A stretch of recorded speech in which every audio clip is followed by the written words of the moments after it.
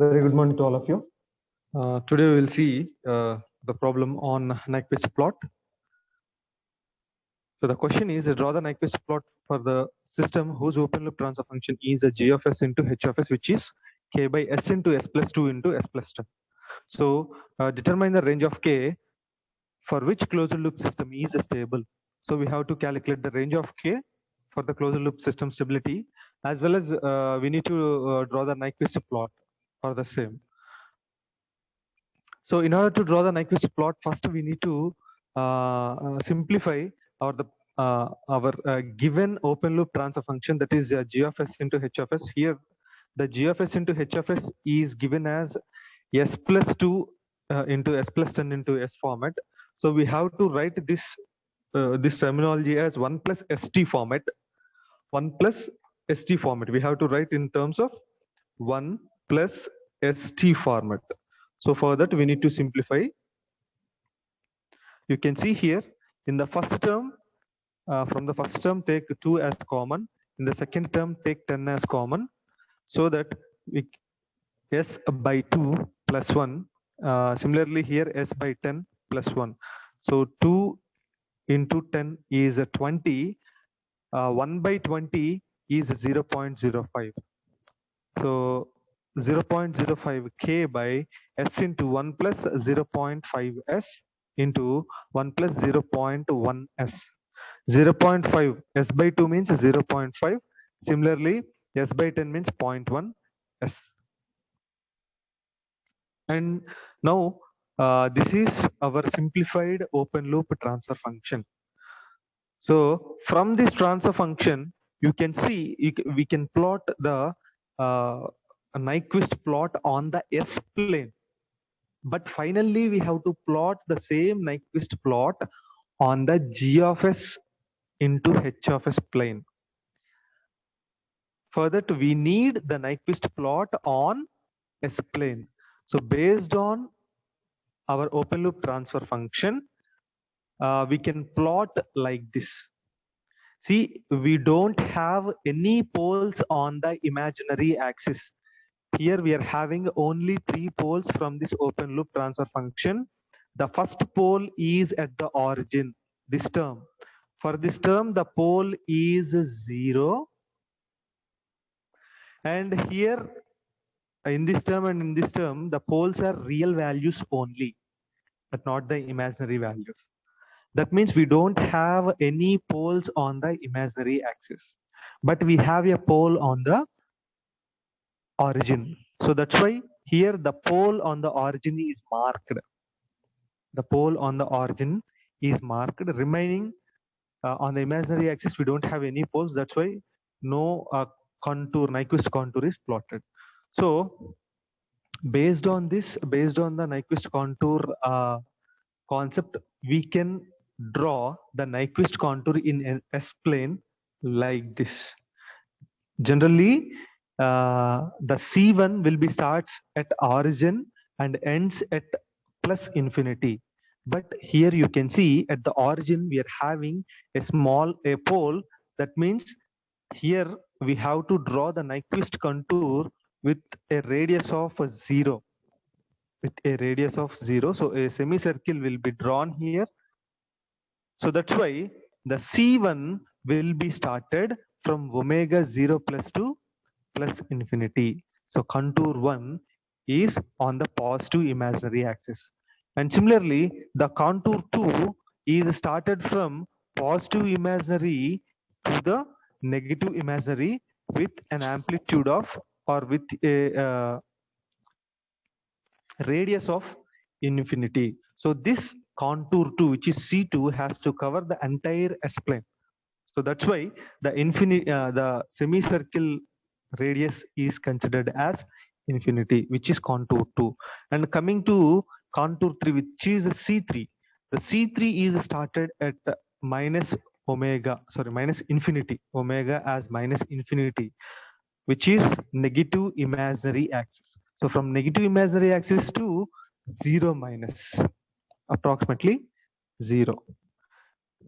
And C4 is a small semicircle drawn at the origin with a radius of r equal to 0, because it is a very small circle with a 0 radius. This circle is contour C4. So this is the Nyquist plot, general Nyquist plot on the S plane. We have to draw the complete Nyquist plot on the G of S into H of S plane. For that, these 4 sections will be useful. See here, C1, C2, C3, C4. So this entire Nyquist plot has been categorized into 4 sections. Section C1, section C2, section C3, and section C4. So we calculate the G of S, H of S plane. We will plot G of S, H of S plane for each and every section individually. For each and every section individually. At the last or at final, we will club all the 4 sections to get the entire G of S, H of S plot. Nyquist plot on G of S, H of S plane. Okay. So for this, we have already seen in the previous class that the contours will be either straight line contours or semicircle type contours. So we are having 2 different procedures, one procedure for straight line, one procedure for semicircle. So we will use those procedures in the respective sections to simplify and to plot the Nyquist plot on G of S, H of S plane. Right? So the first one, which is the section C1, you can see the section C1 here, which is starting from omega 0 to plus infinity. So the omega is starting from 0 and we are ending it at plus infinity, because this is positive y-axis. That's why the infinity is plus infinity. So in this case, we have to substitute S is equal to j omega, because this is a straight line.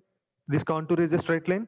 So we know that for straight line contours, what we do, we have to substitute S is equal to j omega for straight line contours and calculate the graph. Like, see, first substitute S is equal to j omega in this open loop transfer function. See here in the numerator, there is no j, no S term, only denominator we are having 3 S terms.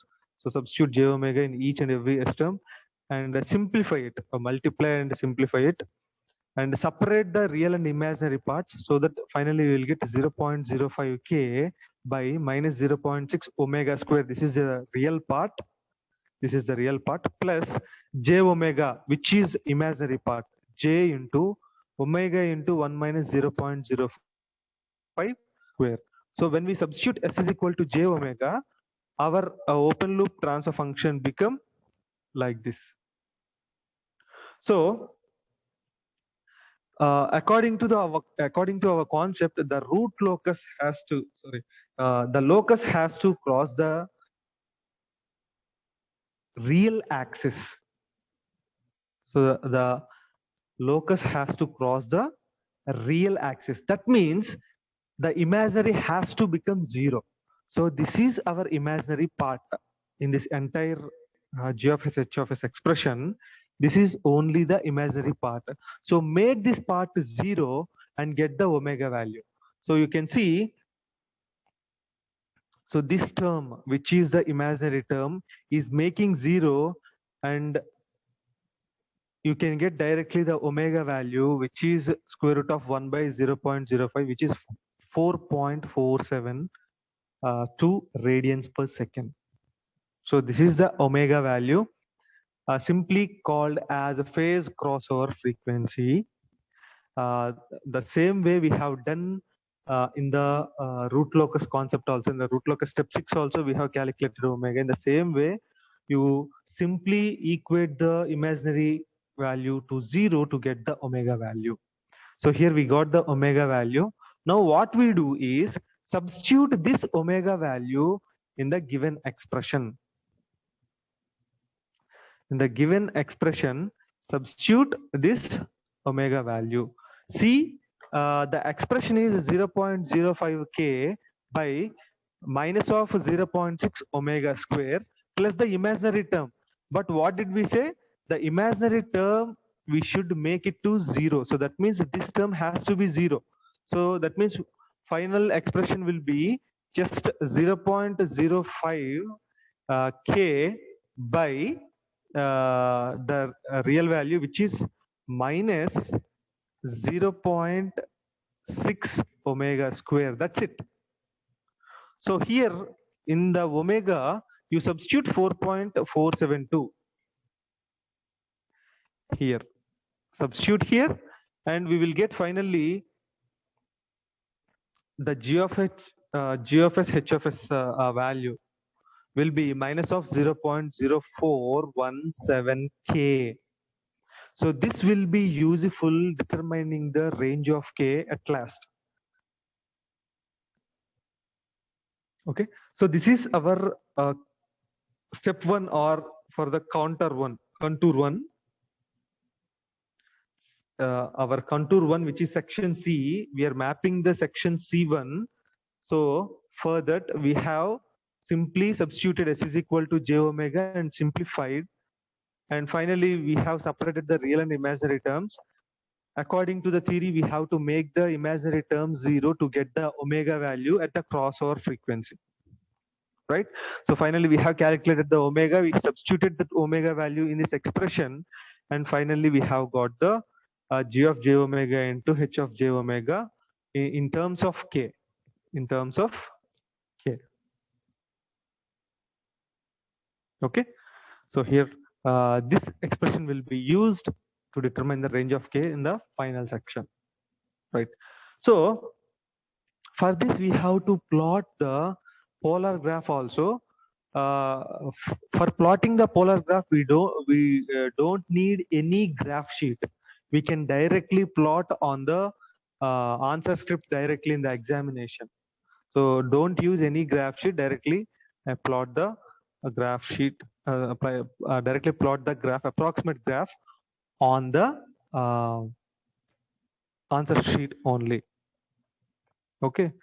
So here you can see the given system is a first type 1 order 3 system.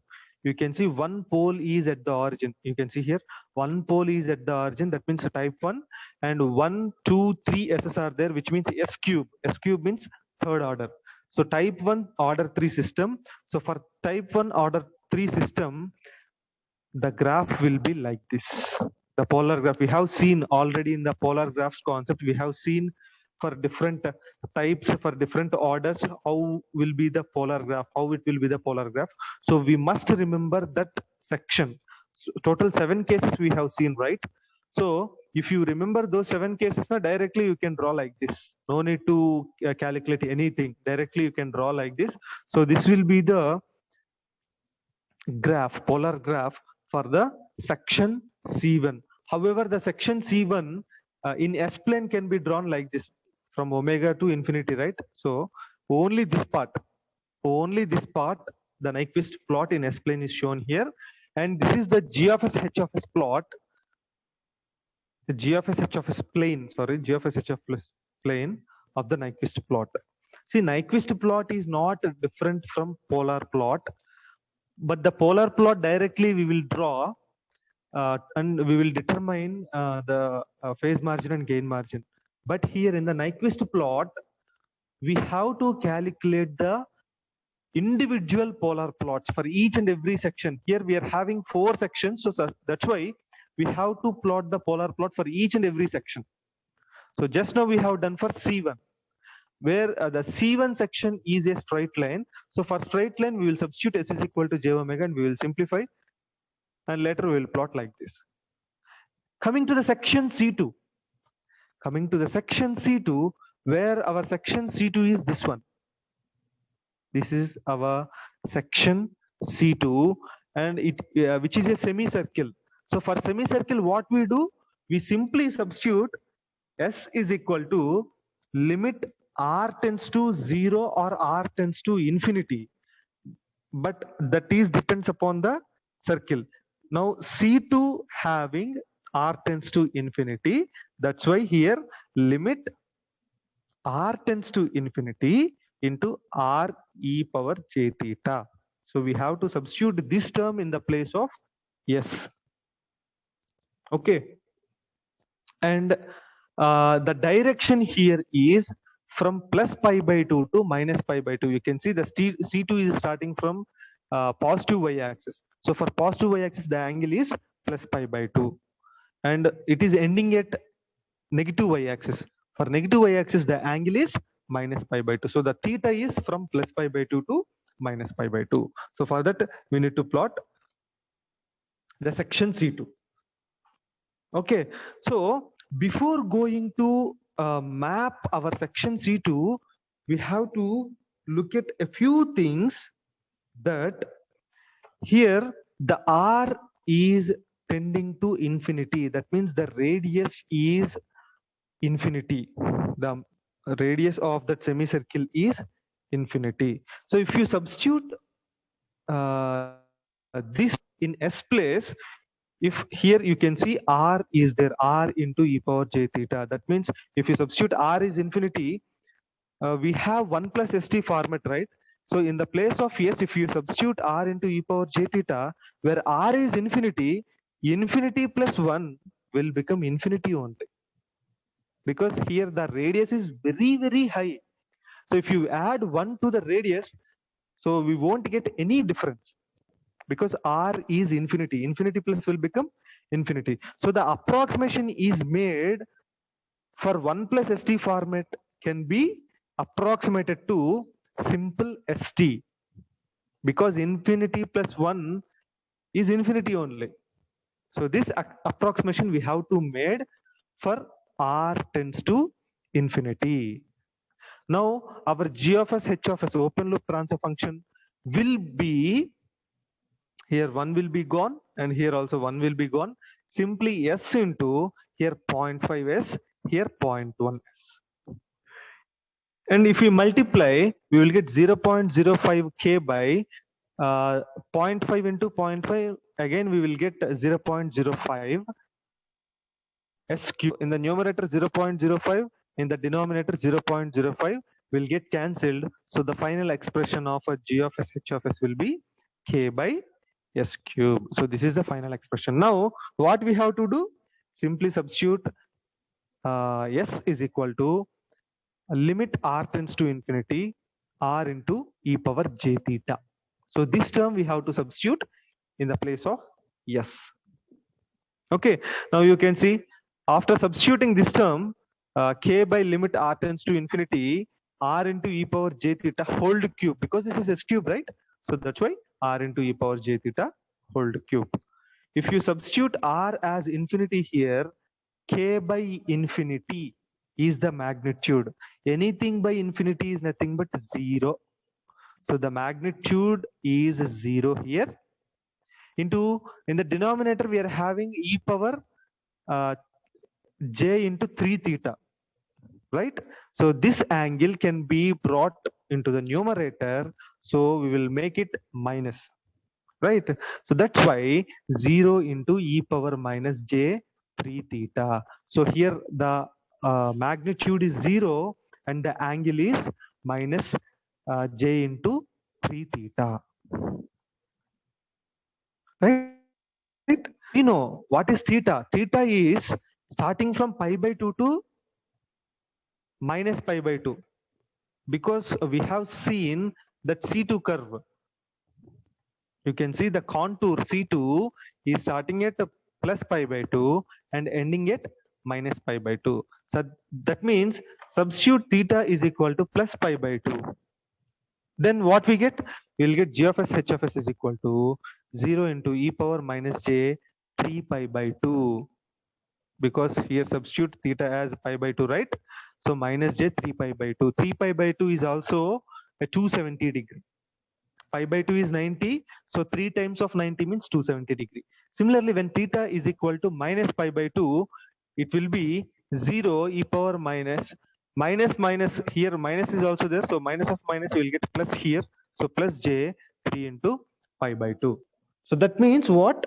The curve will start at minus 270 and ends at plus 270. Which curve? The curve of Nyquist plot on g of s h of s plane. Remember this. This is g of s h of s plane. Now, what is the radius of that curve? The radius of that curve is 0. The radius of that curve is 0. But practically 0, putting 0 on the curve with 0 radius, we cannot plot a circle or we cannot plot a curve. So that's why a small amount of magnitude generally considered practically to draw the visible circle, to draw the visible circle. So we can see that, and you can see this is the Nyquist plot of the section C2 on the S-plane. Initially we have drawn this. And the same, you can see the Nyquist plot on G of S, H of S plane. And you know, the radius is 0. You can see the radius is 0 here. And where it is starting? It is starting at a minus 270 degree. Where is minus 270 degree? This is plus 90 as well as a minus 270. So it has to start at minus 270 and it has to end at plus 270. So that's why it has to start at minus 270. So it is rotating and rotating and rotating. And here it is plus 270. So it has to come to here. Minus 270 to plus 270, total 540 degree it has to make. So this is for section C2.